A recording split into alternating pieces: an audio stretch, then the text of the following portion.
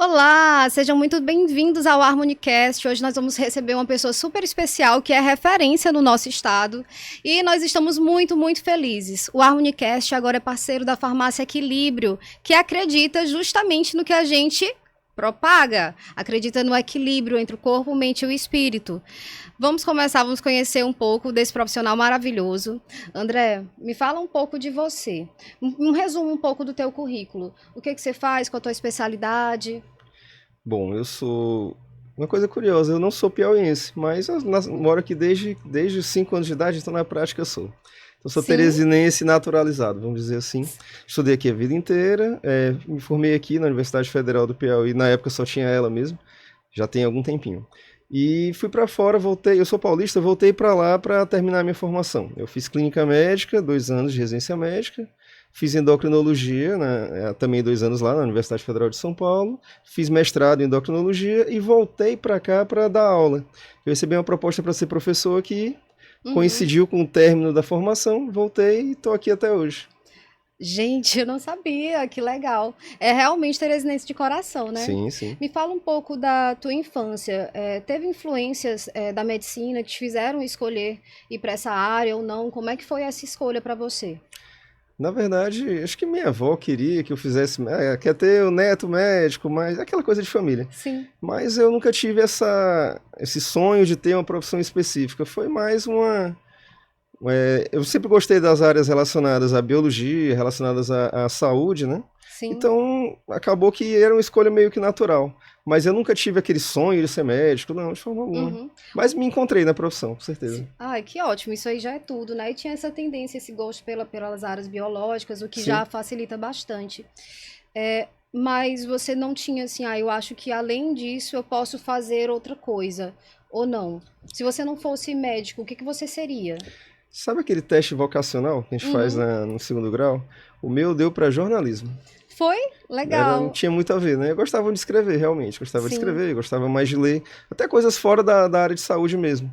Muita história, geografia. Então, meu teste vocacional foi todo para isso. sim. Mas acabei que já tinha a decisão de fazer medicina, seguir por essa linha. Uhum. Mas eu acho que eu seguiria alguma coisa relacionada a essa área de humanas. Não seria advogado, não seria nada de área jurídica, mas acho que gostaria de ser um escritor, um jornalista ou algo assim. Eu acredito que isso justifica um pouco o sucesso.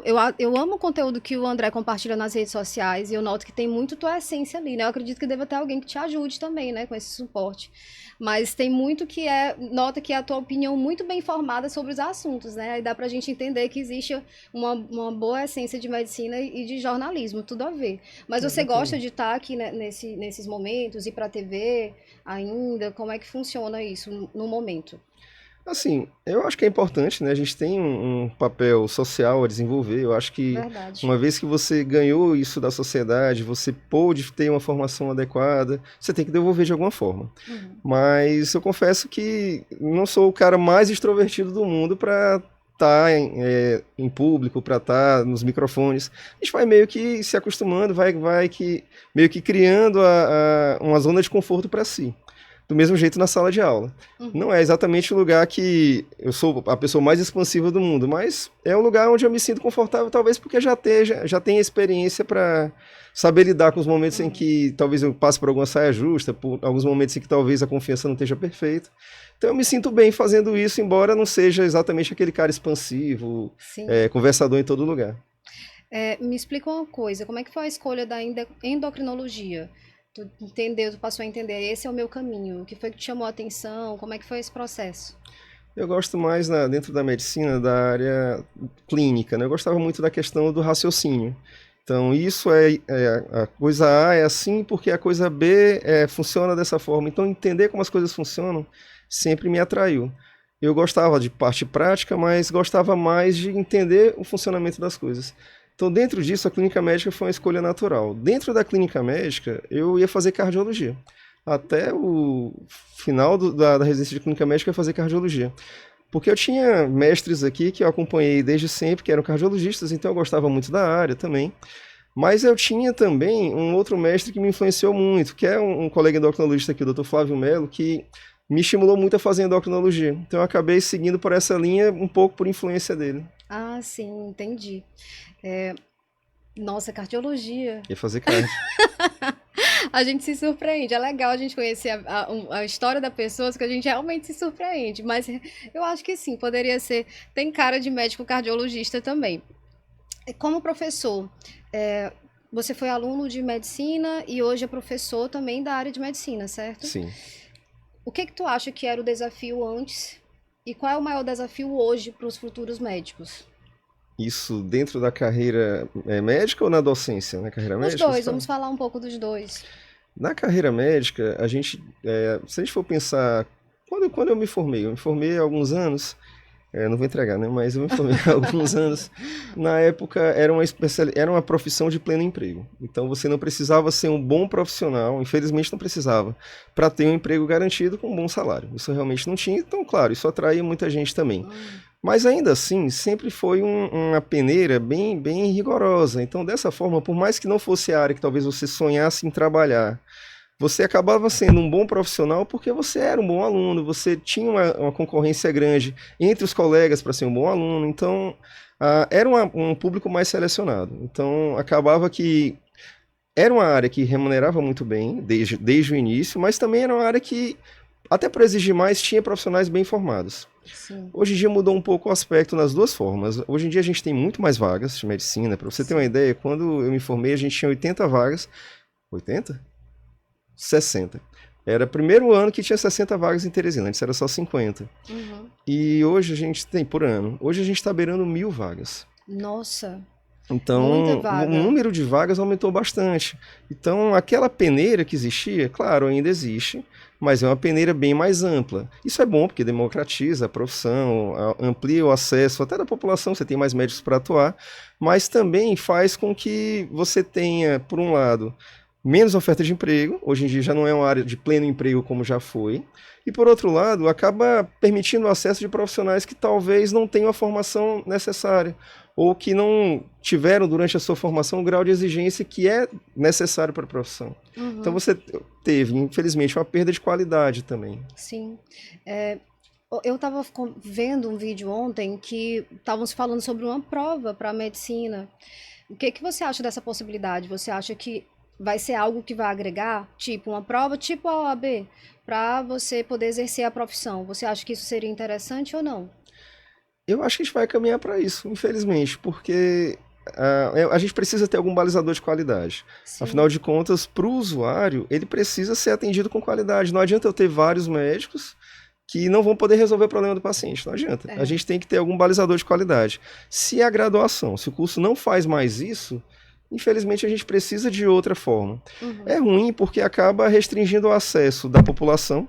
Vai ter muita gente que vai deixar de poder atender e a população às vezes vai ficar menos assistida, dependendo do local.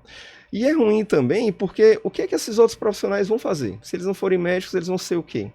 Sim. Porque, por exemplo, no exemplo do direito que você falou, um bacharel em direito pode fazer um concurso numa área, no nível médio ou mesmo no nível superior. Pode trabalhar na área jurídica, só não pode advogar. Sim. Na medicina você não vai poder exercer a medicina, você vai trabalhar em quê? Então é complicado. É complicado. Então, nessa perspectiva, como é que tu vê essa questão de como vai ser a medicina daqui a 10 a 20 anos? Tu acha que vai ter... que as pessoas vão ficar menos interessadas ou não? Eu posso ser bem sincero? Pode, deve. Olha, eu vejo hoje a medicina como uma bolha.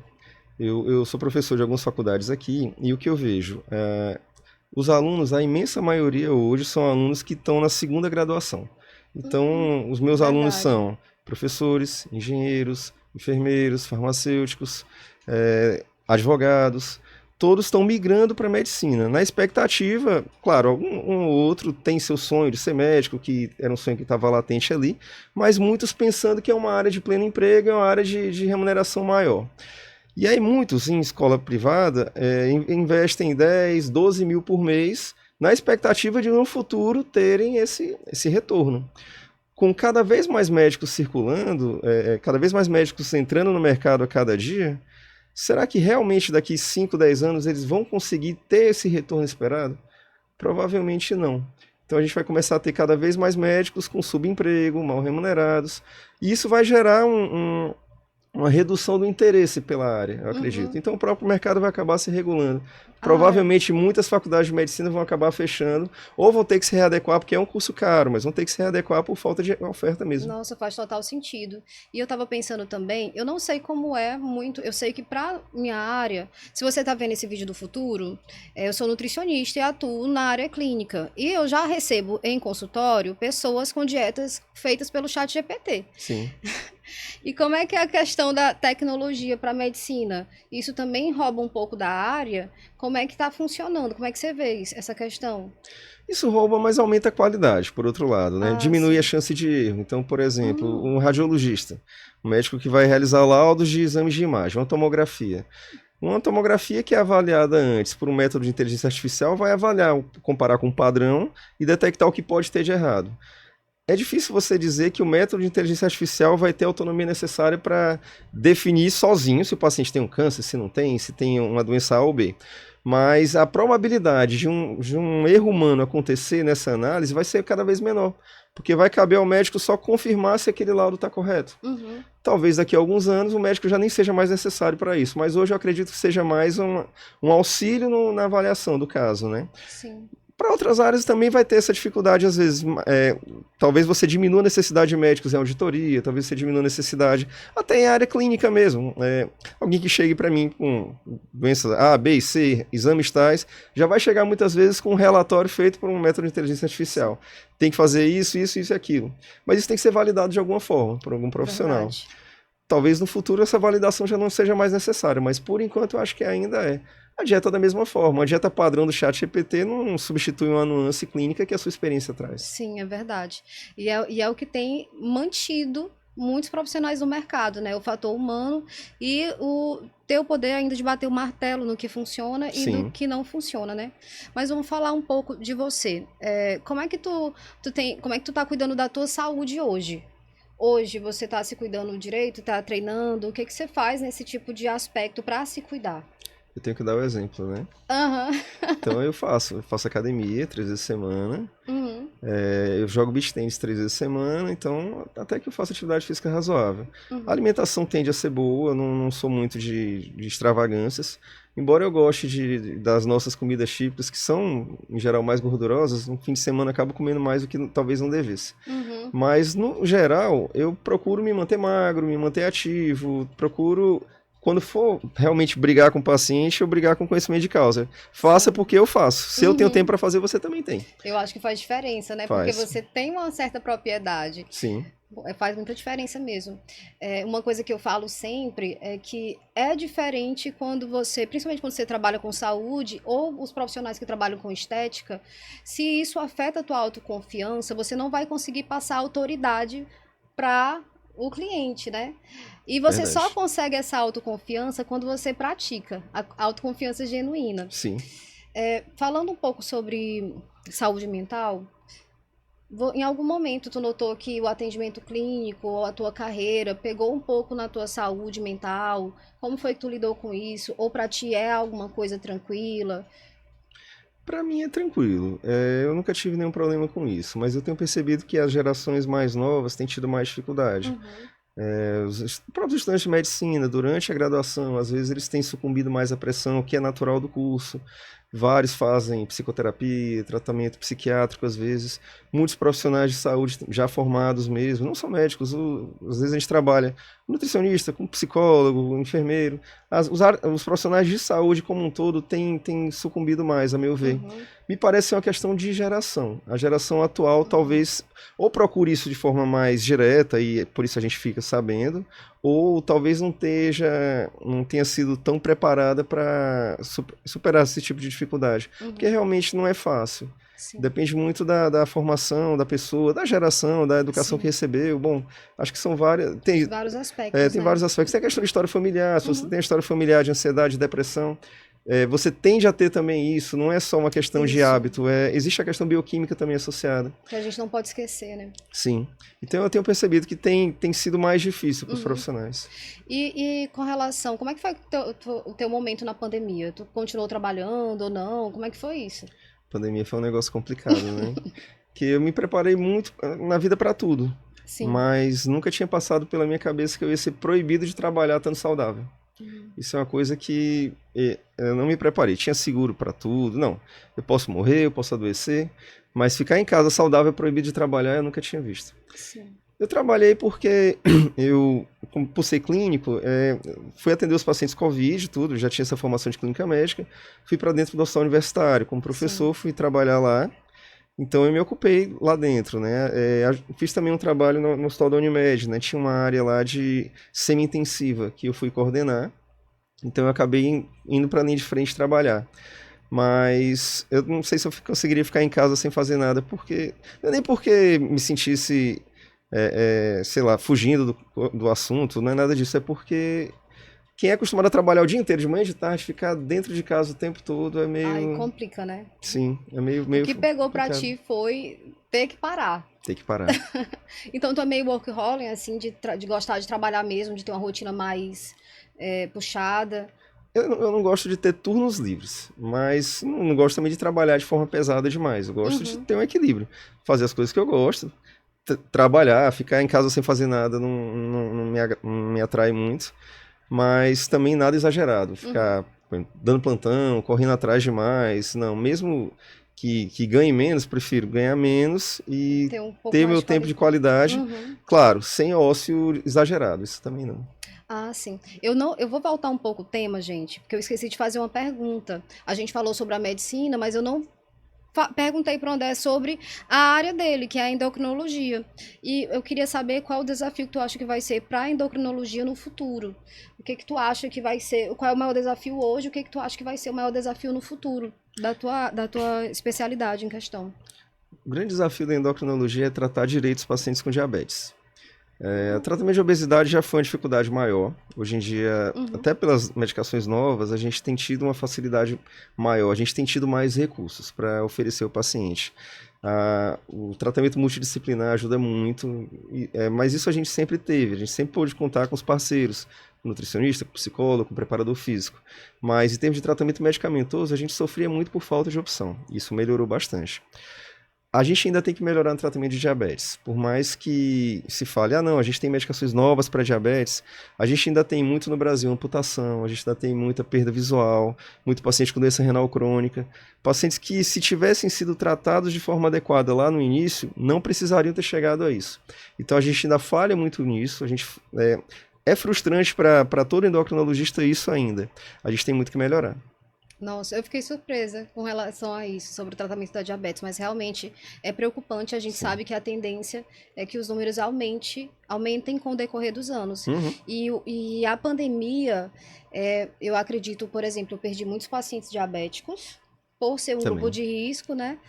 E muitas pessoas foram diagnosticadas com diabetes após a pandemia, mostrando que todos os dados eram reais. Sim. E que é uma doença que às vezes o diagnóstico é até um pouco tardio, né? Porque o pessoal não se cuida. É verdade. Vamos falar um pouco sobre... Vamos entrar no tema do nosso podcast, que é para a gente saber um pouco sobre a medicação mais falada dos últimos 2 anos, que não importa quanto a gente fala, e o pessoal quer saber mais ainda, que é o Ozempic. O Ozempic, gente, ele está sendo discussão. Não para de ser discussão, se cria meme sobre o Ozempic, é a cabeça do Ozempic. Recentemente, num desfile de moda, uma empresa de moda criou uma blusa dizendo I love Ozempic. Foi uma crítica à magreza, porque tem muitas pessoas que não utilizam com a forma correta. Então, continua sendo, sim, importante a gente debater sobre o tema. E foi um pedido também que eu fiz lá nas minhas redes sociais, inclusive me sigam, para a gente debater um pouco mais, tá certo? E aí, vamos falar agora com o doutor André, né? Que a gente estava conhecendo o André humano. E vamos conhecer um pouco mais daqui a pouco. Me fala um pouco, o que você acha dessa explosão do Ozempic? Como você vê isso? Bom, tem um histórico, né, por trás do Ozempic. Acho que 2007, por aí, 2008, foi lançado o Victoza. Sim. Antes, que era liraglutida, o primeiro análogo de GLP-1 que foi popularizado no Brasil. Ele, na época, tinha uma capa da Veja, não sei se você chegou a ver, que aparecia uma mulher gordinha, a caneta de Ozempic, de Victoza na época, e ao lado a mesma mulher magrinha. Fizeram o Photoshop lá. Depois dessa capa, o Victoza, que foi uma medicação lançada para tratamento de diabetes, sumiu do mercado. Acabou. Todo mundo fazia estoque em casa. E era uma caneta bem cara para os padrões da época. Ainda hoje é. Então, por aí a gente já vê o interesse que o público tem sobre tratamentos para emagrecer. Até porque era uma situação que prometia um resultado relativamente rápido, prático, com poucos efeitos colaterais. Em comparação com o que a gente tinha antes, que eram medicações que tinham um perfil de segurança bem pior, realmente foi uma coisa revolucionária. Então, desde essa época se fala desses análogos do GLP-1, que é essa linha de medicação. O Ozempic, né, tem realmente uns 3, 4 anos que tem sido mais propagado, mas nos últimos 2 anos realmente viralizou de uma forma impressionante. Tem uma vantagem de ser mais potente, tem uma posologia mais cômoda, é uma aplicação por semana, e tem um resultado muito eficaz, prolongado e seguro. O paciente tem pouco efeito colateral, o paciente tolera bem. Então, realmente caiu nas graças do público, principalmente quando começaram algumas celebridades a propagar que estavam fazendo uso, né? Aí a medicação realmente estourou de vez. E isso você está notando que isso está sendo prejudicial para a sua prática clínica? As pessoas chegam dizendo, eu quero tomar o Ozempic, ou não está acontecendo? Não, até que não. Alguns pacientes não teriam indicação. E aí, quando a gente vai explicar, você não pode tomar porque você tem uma condição A ou B que pode interferir. Por exemplo, você tem cálculos na vesícula e você deve operar primeiro essa vesícula. Porque mudanças bruscas de peso vão fazer uma crise de litíase biliar, de cálculo na vesícula, é uma coisa grave. Melhor você tratar isso primeiro. Você teve um antecedente de pancreatite. Pancreatite é uma situação que poderia ser exacerbada na presença do Ozempic. Você também não pode usar. Você tem uma outra doença causando o teu ganho de peso. Você tem um transtorno de compulsão alimentar. Você tem nitidamente um hábito beliscador que talvez você precisasse de um tratamento de outra linha. Quando o paciente entende isso, vai tudo bem. Um paciente ou outro acaba insistindo por usar por conta própria, acaba depois voltando usando por conta própria mesmo, e esses dão problema. Mas a maioria, quando a gente mostra que ele não poderia usar por conta dessas situações, por exemplo, que eu mencionei, atende bem, entende o caso e acaba tendo um tratamento até bom. A maioria dos pacientes vai muito bem com o Ozempic, então mesmo os que teimam e usam por conta própria, acabam indo bem. E quais são as principais indicações do uso do Ozempic, para o pessoal entender? O paciente a gente falou padrão. sobre as contras, né, um pouco. Sim, é bom mesmo comentar. O paciente ideal para o Ozempic é aquele paciente que é obeso ou que está acima do peso e que tem algum fator de risco para diabetes. Ou tem obesidade abdominal, obesidade mais visceral, ou tem uma doença que está associada à resistência à insulina. Por exemplo, gordura no fígado, né, esteatose hepática, ou ovário policístico, ou acantose, aquelas manchas escuras na região do pescoço, da axila, são parâmetros que sugerem resistência à insulina. Ou quem tem aqueles componentes de síndrome metabólica, tem hipertensão, tem colesterol alto. Esses pacientes vão muito bem com o Ozempic. Esses são os melhores. Quem não tem isso também pode ter um bom resultado, mas do ponto de vista clínico, esse é o paciente perfeito. Você considera, então, que realmente é muito seguro o uso do Ozempic, né? Sim. Usando essas particularidades, as melhores indicações e ficando atento às pessoas que não podem utilizar, né? Claro. Sim, acho bem interessante. E me fala um pouco sobre o uso prolongado do Ozempic. Por quanto tempo se pode usar o Ozempic? Quais são os principais efeitos colaterais, por exemplo? Bom, é uma medicação que foi desenvolvida para tratamento de diabetes, né? Então já é previsto, uma vez que diabetes é doença crônica, que seu uso seja contínuo. Então o paciente pode usar para sempre, nem problema. A medicação foi feita para isso. O que poderia ter de efeitos colaterais no longo prazo? A maioria dos efeitos são mais no curto prazo. Como ele retarda o esvaziamento gástrico, o paciente fica com aquela sensação de cheio. E isso tende, às vezes, a piorar a depender da dieta do paciente. Se o paciente faz uma dieta que já trava um pouco mais o estômago, ele vai ter, por exemplo, quando for comer uma comida mais gordurosa, vomitar, ficar passando mal. Da mesma forma, bebida alcoólica, principalmente cerveja, que ocupa muito volume. Acaba que o paciente vomita mais, isso acaba, às vezes, interferindo na qualidade de vida dele. Quem tem refluxo, às vezes piora o refluxo durante o uso, mas a maioria dos pacientes tende a ter esses sintomas só no começo. Primeiros 15, 20 dias, um mês. Se ele, de fato, mudar o estilo de vida, seguir uma alimentação mais compatível com o que ele está fazendo, ele tende a ir bem. E aí, no caso, se ele não tiver uma melhora desses sintomas, o mais recomendado seria parar o uso do Ozempic? Sim. Se ele não melhora com mudança alimentar, se ele persiste com sintomas, às vezes com alguma medicação para sintoma. Às vezes, por exemplo, a gente prescreve alguma medicação para náusea, às vezes tolera bem. Uhum. Mas se ainda assim tiver muito sintomático, por uma questão de qualidade de vida, às vezes é melhor parar, pensar em outra coisa. Não é o único remédio que existe. A gente pode pensar em outra coisa para ajudar. Sim. E existe uma diferença dele e do Victoza, né, que você falou no início. Uhum. Ainda se usa muito Victoza. Quais são as diferenças desses dois medicamentos? Em termos de potência, o Ozempic é bem mais potente. Em termos de magnitude de perda de peso e de controle da glicemia. A vantagem do Victoza seria, como é uso diário, você poderia titular melhor as doses. O paciente não está se sentindo muito bem, no dia seguinte a dose já perdeu efeito. Uhum. Se você aplica o Ozempic e o paciente está mal, ele vai passar a semana mal. Então teria essa desvantagem. O paciente que teoricamente é mais sensível, talvez seja melhor começar com a medicação de uso diário mesmo. Sim. Ok, eu acredito que a gente sanou as principais dúvidas, né? A importância, a gente falou algo que eu queria muito que fosse enfatizado, perdão, que é a gente entender as contraindicações e passar por uma análise médica. O doutor falou sobre os efeitos colaterais, e parte desses efeitos colaterais são melhorados com alimentação também, como o controle da azia, o controle do enjoo. Isso tudo associado, eu noto que os clientes que eu tenho que fazem uma mudança da alimentação logo no início do uso do Ozempic, eles têm, obviamente, um melhor resultado em emagrecimento, por conta que a gente consegue garantir saúde e etc. Mas eles também têm menos efeitos colaterais, menos constipação, menos azia, menos enjoo, e isso faz toda a diferença. E também tem muitas pessoas que não conseguem emagrecer com o uso do Ozempic. Tem um grupo de pessoas que não conseguem, né? Existe alguma particularidade que você notou? Tipo assim, normalmente pessoas que têm esse perfil de vida não conseguem emagrecer mesmo usando Ozempic ou algo do tipo? É difícil. Existem os que a gente chama de não respondedores, realmente. Que esses que perdem pouco ou não perdem peso usando a medicação. Não tem uma variável clínica que sugira, né? O paciente às vezes acha que é porque não teve náusea no começo, já sabe que não vai emagrecer. Na verdade, a gente não tem como dizer isso, não. Não tem nenhum estudo dizendo que quem não passou mal no início não vai emagrecer.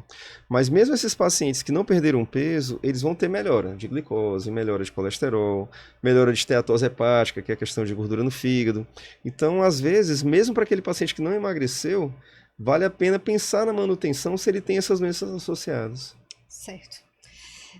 Vamos falar um pouco, faltar um pouquinho para você e tudo, e falar um pouco de espiritualidade. Que papel a espiritualidade tem na tua vida? Ou tinha, ou como foi o teu desenvolvimento espiritual na infância, hoje em dia, etc. Bom, eu sou católico e católico praticante, né? Porque católico todo mundo Legal. virou. Tem o praticante e o não praticante, Tem, né? tem. Virou quase um item para colocar na certidão de nascimento, né? Não é isso. Eu sou realmente católico, de frequentar a igreja aos fins de semana. E não só isso, de participar das ações dentro da igreja, né? Eu acompanho a paróquia de Fátima, às vezes a paróquia, a paróquia que é da igreja São José também. E eu procuro estar sempre presente, não só porque é um ambiente que nos faz bem, de fato, a gente se sente bem, se cerca de pessoas que pensam como você, que têm valores que são importantes para você, como você se sente útil para a sociedade também, para as pessoas que estão ao seu redor, para as pessoas que te acompanham, você acaba sendo, de certa forma, um exemplo para elas também. Sim. Então, você se cercar de bons exemplos e tentar ser bom exemplo para as outras pessoas acaba ajudando. É claro que não é a única forma, existem outras formas de espiritualidade, alguns são adeptos de outras religiões, e isso acaba trazendo também paz de espírito da mesma forma. Sim. Todo mundo tem o seu caminho de buscar a sua espiritualidade, não precisa ser exatamente da mesma forma. Esse é o caminho que eu escolhi, a minha família está junto comigo desde sempre, tem me feito muito bem até hoje, eu pretendo continuar. Recomendo que todo mundo pense dessa forma. Acho até interessante esse tipo de pergunta mesmo, porque muitas vezes o paciente não considera isso. Sim. A gente foca muito, às vezes, em distrações e questões não só físicas do ponto de vista de aparência, mas também de posse, de exposição em redes sociais. E muitas vezes, do ponto de vista psíquico, a gente não tem o equilíbrio que poderia ter porque não foca em como se manter equilibrado. Sim. Você pode conseguir uma espiritualidade melhor ou um equilíbrio melhor, não só a partir da religião que você escolher, como também buscando ter momentos mais para si, buscando ler, se aprofundar em alguma coisa que te agrade, que te traga prazer, eventualmente buscando exemplos que te inspirem de alguma forma e vendo como é que essas pessoas chegaram até lá, buscando algumas pessoas contato com a natureza. Bom, existem várias formas de se chegar ao mesmo lugar. A que eu escolhi foi através da religião, E do catolicismo, né? do catolicismo. Perfeito. Agora a gente vai fazer um bate-bola. É a primeira vez que a gente está fazendo isso aqui no Harmony, que são perguntas rápidas, mas pode parar para pensar um pouquinho, para Tranquilo. a gente conhecer um pouco melhor, tá certo? Vamos lá. Uma palavra que define a medicina para você. A palavra lógica seria sacerdócio, né? Só que não dá para dizer que é só sacerdócio. É difícil você colocar numa palavra só. Acabou que já quebrei o bate-bola, né? Não, pode ficar à vontade. Para mim, seria a junção de algumas coisas. Um é sacerdócio, Uhum, outra mas não é só o sacerdócio. Tem também o prazer de se sentir útil nisso sim, e a outra é a realização profissional. Essas três têm que vir juntas, né? Você sabe que tem aquele dever, tem que ser um dever prazeroso e que tem que te recompensar de forma adequada. Não só financeiramente, também que é na forma de importante, ver né? o resultado sendo feito. Com certeza. Um hábito que você não abre mão, que você tem que fazer. Essa é difícil. Um hábito que eu tenho que fazer. Que tu não abre mão, que te faz muito bem. Eu gosto de ler. Gosto Tu gosta bastante de de ler? ler. Olha, e complementa a outra. Um livro que todo médico deveria ler. Além do livro de medicina, né? Além do... Lembra disso, pessoal. Não esqueça do livro de medicina. Esse é importante, Tem vários mas que todo médico deveria ler, né? Na verdade. sim. É um livro que eu acho que chama muita atenção para a medicina em si, é o Físico. É um livro bem interessante sobre um médico da Nossa, Idade Média. Bem bacana a história, e como o caminho dele, a trajetória de vida dele levou ele até aquele final em onde ele pôde, de fato, fazer diferença em muita gente. uma referência pra você. Pode ser da medicina ou não. Uma pessoa que é referência pra ti, um mentor, alguém que tu acompanha, que tu gosta muito. Em redes sociais, você fala? Pode ser qualquer coisa. Olha, uma referência. Eu pensa, a referência que eu tenho são meus pais. Uhum. Fora dos meus pais, eu pensaria no Padre Francisco, no Papa Francisco. É, A legal. forma como ele fala, como ele acolhe, é uma coisa uma frase que ele fala sempre tenho na cabeça: quem sou eu para julgar? Então, tudo quando ele fala alguma coisa, eu sempre paro para ouvir, porque realmente, Ele tá realmente cumprindo a missão, né? O sim, Papa Francisco. É existe incrível toda uma mesmo. questão litúrgica, uma questão de, eu preciso seguir as escrituras, tudo, mas ele transmite mais do que isso. Sim, A forma como concordo. ele se porta, a forma como ele se posiciona, eu acho que todo mundo devia parar para ouvir um pouquinho. Verdade. Um sonho que você ainda não realizou. Eu tenho que agradecer a Deus por muita coisa, porque eu não consigo pensar assim no sonho que eu. Não, Tá eu satisfeito, né? posso também, eu tenho medo de dizer que estou satisfeito. Que não quer mais nada não, mas, Uhum. mas eu não consigo dizer assim, não tem uma meta próxima. Meu sonho é ter coisa tal, ou ir para lugar tal. Tem várias coisas que eu quero fazer na vida ainda, mas eu não tenho uma que eu diga assim, não, meu sonho é isso aqui. Sim. Porque às vezes dá a ideia de que você chegou naquilo ali e pronto, zerou a vida. Não Não quero dá, zerar a né? vida por enquanto, não. Vamos conquistando, né? Comida preferida. A lasanha da minha mãe, Um lugar onde você encontra paz, que tu fica em paz. em casa. Em casa mesmo. Melhor conselho que você já recebeu. Melhor conselho que eu já Um recebi. conselho que tu lembra, nossa, eu não tenho isso, que eu não sou boa de ouvir conselho. Normalmente eu quebro a cara, depois é que eu vejo esse conselho que eu deveria ter seguido. A minha esposa me dá uns conselhos muito bons, mas o que ela fala sempre é para eu não ser ansioso demais, não querer ser impulsivo demais, pensar, respirar antes de tomar uma decisão, antes de falar alguma coisa. Se você não souber o que falar, ou se você tiver com muita vontade de falar alguma coisa, Pensar espere. Então é um bom esse é conselho. um conselho bom, porque as vezes que eu teimei com ela a respeito disso, que eu não segui esse conselho, foram as vezes que eu fiquei pensando que eu devia ter seguido. Ela precisa ver esse corte. Preciso. Que tipo de música que você ouve? Uma música que te relaxa, por exemplo? Eu gosto muito de MPB, mas eu gosto mais de rock. Gosto mais de rock anos 80, anos 70. É o que eu gosto mais, embora eu ouça de tudo. Tirando funk, ouço de tudo. O que você gostaria de mudar na medicina? Acho que a mentalidade das gerações atuais, de que é meramente uma profissão, que é meramente glamour, isso tinha que mudar. A- Também Aquela acho. história de que é sacerdócio tinha que ser levado mais a sério. Não Uhum, é que você tem que fazer, ser um mendicante, não é isso. Você tem que se preparar para isso e ser remunerado de acordo, mas que você encare com a responsabilidade que a profissão exige. uhum. Ok.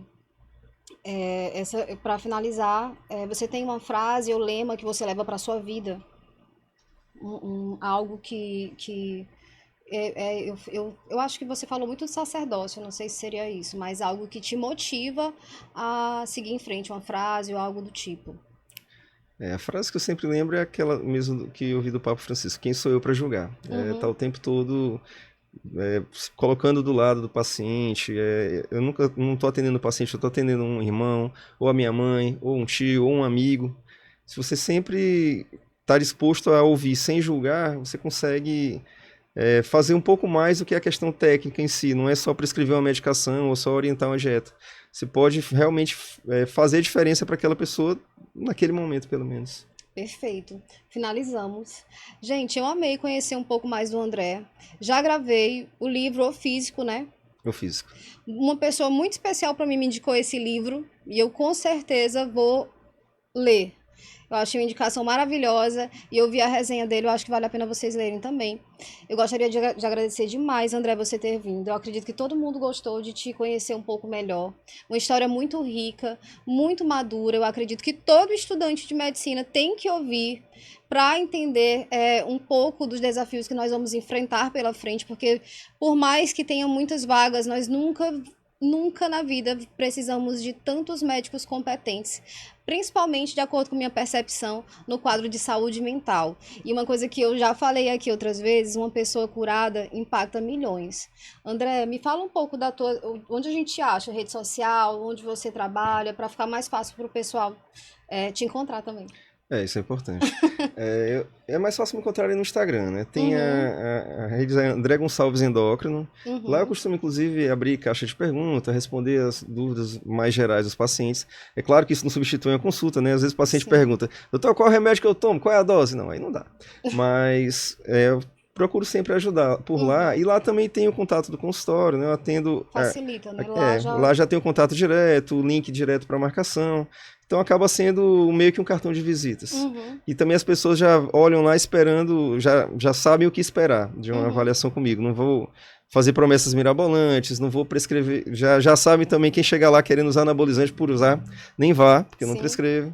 A Então, gente poderia fazer um podcast com o André, já estou convidando, André, pronto, para a deixa eu gente ver. falar só sobre anabolizantes. Se foi falado sobre o uso de anabolizantes nos últimos anos, e eu acho que daria um podcast massa, pessoal. Se você quer um episódio 2 com o Dr. André, comenta aqui embaixo. André, volta para a gente falar de anabolizantes, porque eu acho que vai ser um episódio riquíssimo. Eu já me envolvi em vários, já acompanhei, já me envolvi em várias temáticas que eu acompanho o André lá nas redes sociais e sempre que ele fala, me abre muito a mente sobre o tema e sobre os riscos. Então, por favor, se você quer que o André volte de novo, comenta aqui embaixo. Pronto, vai ser um prazer. Mas pronto, pessoal, finalizamos esse episódio lindo e a gente se encontra no próximo episódio do HarmonyCast.